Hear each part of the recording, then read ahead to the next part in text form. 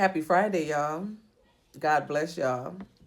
Today I'm going to talk about Numbers chapter 8 through 10, y'all. And this marks an important transition for Israel because the tabernacle had been completed, the tribes had been organized, and the nation was preparing to leave Mount Sinai and begin its journey to the promised land, which was Canaan. These chapters, they focus on the consecration of the Levites, y'all, the observance of the Passover, and God's guidance through the cloud and the use of the silver trumpets.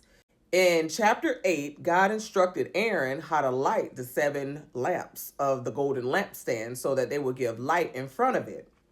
And Aaron did exactly as the Lord commanded, y'all.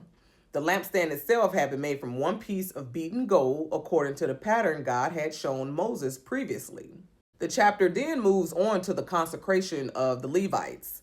God instructed Moses to cleanse them by sprinkling water upon them, having them shave their bodies and wash their clothes to present themselves before the Lord. Then the Israelites, they laid their hands on the Levites, and Aaron offered them before the Lord as the offering of the children of Israel. The Levites were then to lay their hands on 2 bullocks, y'all. And a bullock is a young bull that was used for sacrifices and offering in the Old Testament. Because these bullocks, they were valuable, it often represented dedication, worship, and atonement before the Lord. One bullock was offered as a sin offering and the other one as a burnt offering to make an atonement for the Levites before they began their service.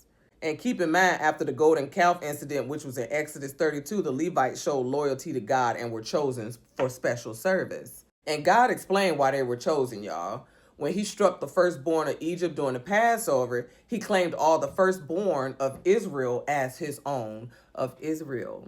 And instead of taking every firstborn male for tabernacle service, God accepted the Levites in their place.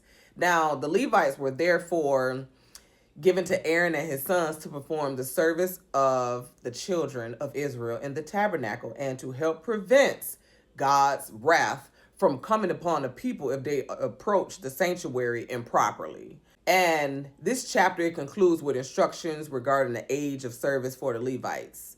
They were to begin service from the age of 25 to 50 years old, y'all. And after 50, they were no longer required to perform the heavy labor, but still assist their brethren in other ways, like mentoring and stuff. And unlike the priests, who were descendants of Aaron, the Levites assisted with the work of the tabernacle and supported the priesthood. Moving on to chapter 9, the Lord had instructed Israel to observe the Passover the first month on the 14th day at evening.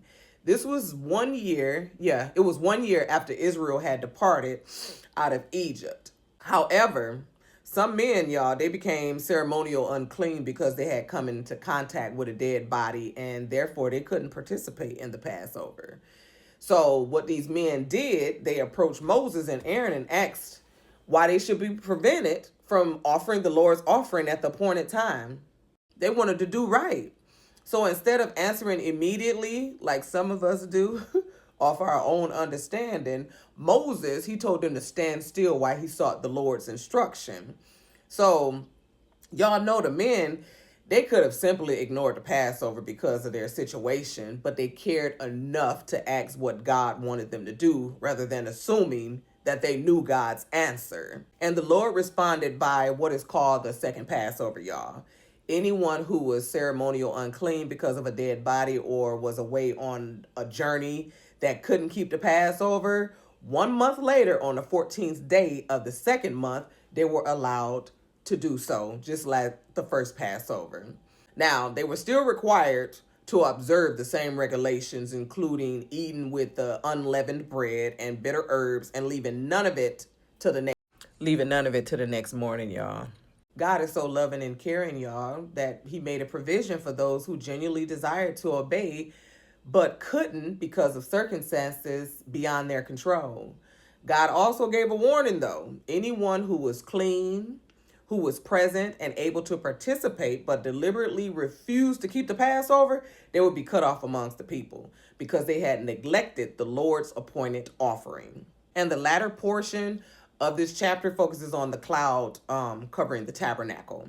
From day, the tabernacle was erected and a cloud covered it by day, and at night it appeared as fire. Whenever that cloud was taken up from the tabernacle, y'all, the children of Israel, they journeyed. Whenever the cloud remained, the camp stayed. Now, sometimes that cloud, well, I said that cloud, sometimes the cloud only remained a few days and sometimes it remained for months. The chapter repeatedly emphasizes that Israel journeyed at the commandment of the Lord and remained at the camp at the commandment of the Lord. That's why some days it stayed and some days it was gone. Moving on to chapter 10, we talking about the 2 silver trumpets. These trumpets, they was made from one whole piece of silver and were used for calling assemblies and directing movement of the camp. Y'all gonna see what I'm talking about when I get on down to this. When both trumpets, when they were blown, the entire congregation gathered at the door of the tabernacle. When only one trumpet was born, the leaders and the heads of the tribes, they gathered before Moses. Different trumpet blasts, they communicated different instructions. An alarm, it signaled the camps on the east side to begin moving. When the second alarm was blown, the camps on the south side began moving. Alongside that, the trumpets also served like a military purpose. If Israel went to war against any enemy that oppressed them, they were to sound an alarm with the trumpets so that they would be remembered before the Lord and he would come and save them from their enemies. Additionally, y'all, the trumpets were used during days of gladness, solemn feast, and beginnings of months, burnt offerings, peace offerings, and so and so. They serve as basically a memorial before God. And their purpose included assembly, worship, communication, movement, warning, urgency, and battle readiness. When we get to the beginning of verse 11, Israel departed from Mount Sinai in the 2nd year after leaving Egypt. The cloud lifted from above the tabernacle, signaling that it was time for them to move. So the tribes, they departed according to the order that was previously established. Judah, his tribe, they led the procession, followed by Issachar and Zebulun. The Gershonites and Maronites then carried portions of the tabernacle. Reuben camp followed with Simeon and Gad. And then you move to I don't know if I'm pronouncing this right, but the Kohathites, they carried the holy furnishings. Ephraim's camp followed the Kohathites, then the Manasseh and Benjamin tribes. Finally, Dan, Asher, and Naphtali, they brought up the rear of the camp. I thought I was recording, but I wasn't, so here we go. During this journey, Moses had spoke to Hobab, which was his brother-in-law, and he asked him if he wanted to travel with them and that he would share the blessings that God had promised the people, which was the Israelites. Now, Hobab, he initially declined, saying he would return to his own land and his relatives, but Moses, he urged him to remain because, Hobab, he knew the wilderness, and he could see as the eyes for the Israelites during the journey.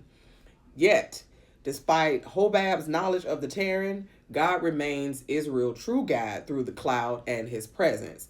Now, the scripture never says that Hobab left or remained with the Israelites, but we can tell that he must have stayed and remained because his descendants is listed with the Israelites later on in the book of Judges. The chapter closes with the movement of the Ark of the Covenant, y'all. Whenever the Ark had moved forward, Moses said, "Rise up, O Lord, and let thine enemies be scattered, and let them that hate thee flee before thee." When the ark rested, when it was in one spot, Moses said, "Return, O Lord, to the many Israelites, to the many thousands of Israelites." And it makes sense because I don't want to overly explain it, but when the ark was moving, the reason why he said, "Let thine enemies flee," is because they didn't know what danger they was coming upon. And when they stayed in one place, they wanted God's presence to remain with them still. And these 2 statements mark the beginning and ending of Israel's movement as they journeyed under the leadership and the direction of the Lord. The 2 statements that Moses would make.